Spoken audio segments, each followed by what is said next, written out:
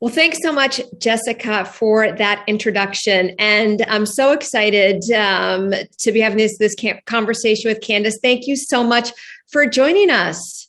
Thank you for having me. I'm excited. Candace, one thing that I really admired about your career is you've not only built this incredible legacy on the court, but maybe your greatest legacy is actually the work you're doing off the court to really level the playing field for women in sports and beyond. I want to start by talking about a TED Talk you gave recently where you talked about the importance of barrier breaking. And I loved how you said it's not about staying in your lane or being something that the world expects you to be. Can you talk more about this concept and how it's been a through line in your career? Well, my parents growing up, just in terms of barrier breaking, they always set the bar of like, you can do it. My nickname was Can Do growing up. So anytime I doubted myself, my mom and dad would say, Can Do, and I'd put my head down and I'd get this look in my eyes. And so from a very early age, my parents told me that I could. And I think that that's the first step in barrier breaking is believing that you can. And there are so many in this world that the world tells them that they can't every single day. And it's so many individuals' jobs and so many people before us that came along that made us believe that we could. And so I think that that's the continued impact of, barrier breaking is that you're breaking it for the next. You may not ever walk through the doors that you're opening, but you do it because, that's what you're supposed to do. And you're trying to better for the next generation. If you talk about building on this legacy of people coming before you and barrier breakers, how have you learned not to accept those limitations that others have put around you? Accepting limitations to me is it comes with it's a process. I first think you have to work towards something. It is all about the journey. And once you really believe in that, I think that, limitations don't exist. You focus more on the process, you focus on your passions, you focus on the people that are around you. The world is going to continuously put limitations on individuals. And, I'm an avid reader and I love reading about, the people that overcome, the people that persevere. And so I think through those stories and, through heroes and role models that I follow, I realize we all should just continue to just put our head down, be passionate about things, work hard. And the world can put limitations on us if we want, but they're not going to be right the majority of the time.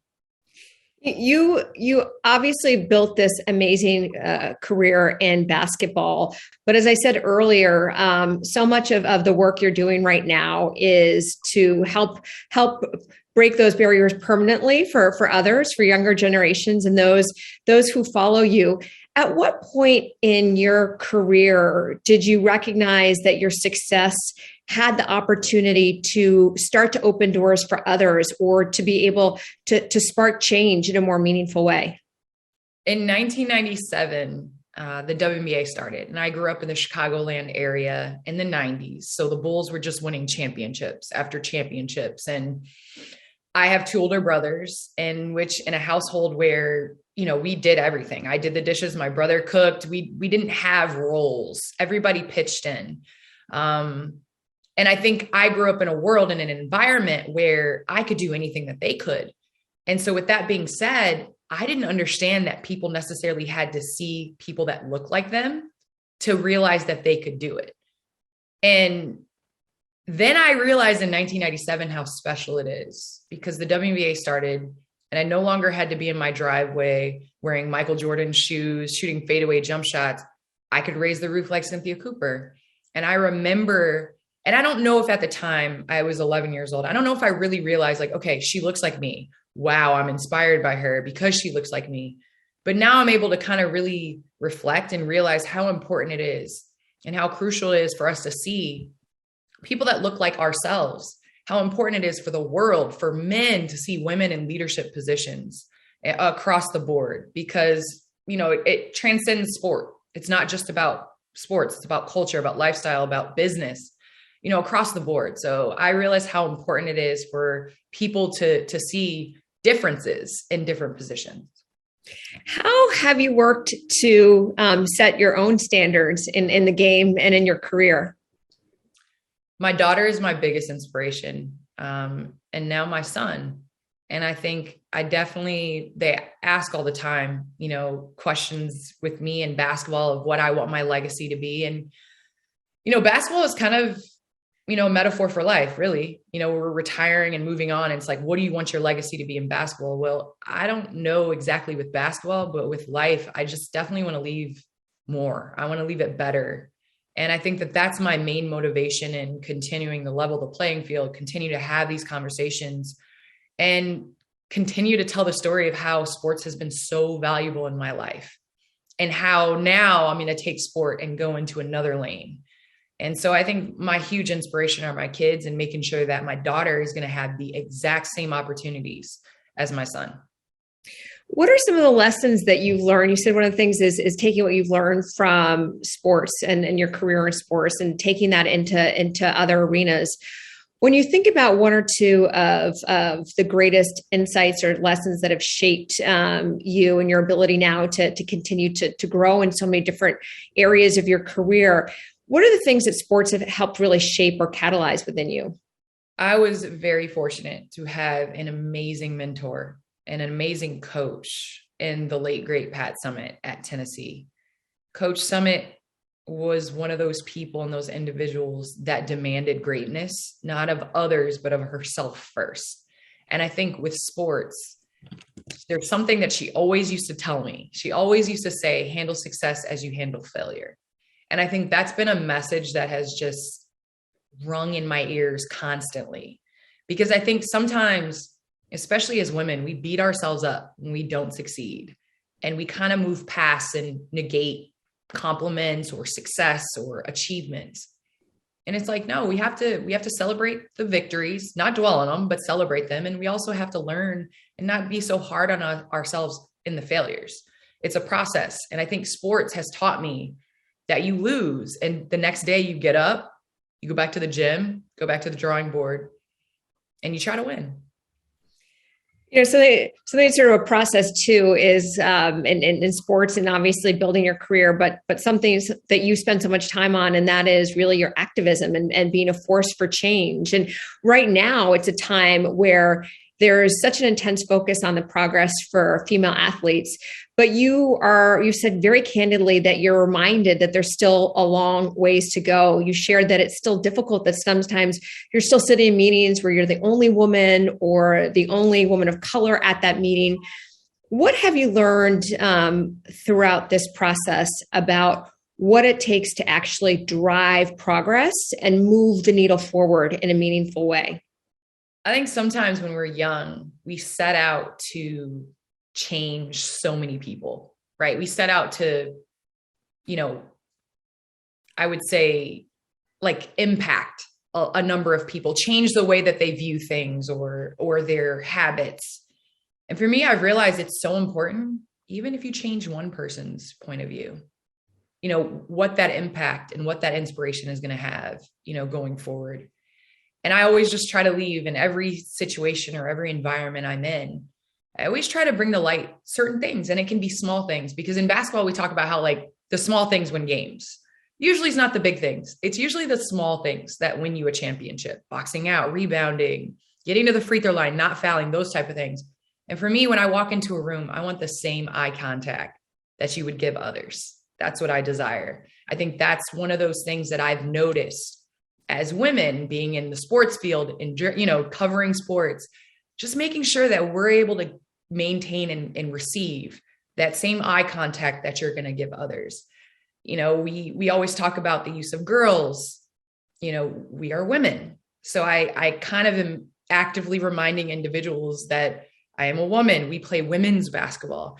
So I think there's little things that, if we change those daily habits of others, even if it's one or two in a room, then I think we're making an impact and we're making progress.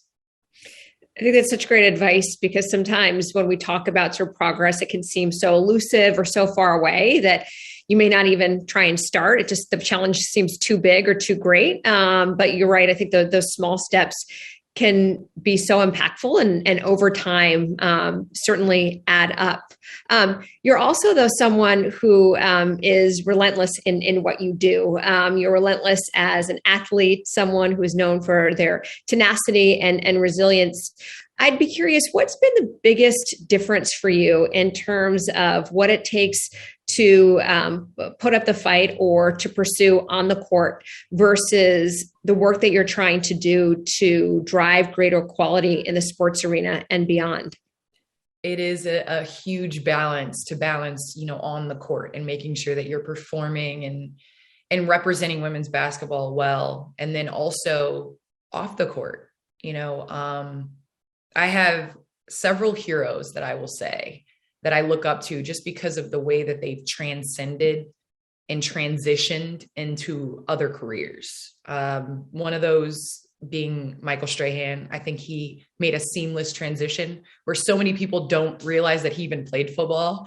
And then also another idol, Robin Roberts, amazing, going from sports into Good Morning America. And then another, Jay-Z, being a rapper and then basically crossing over and becoming this mogul, this businessman.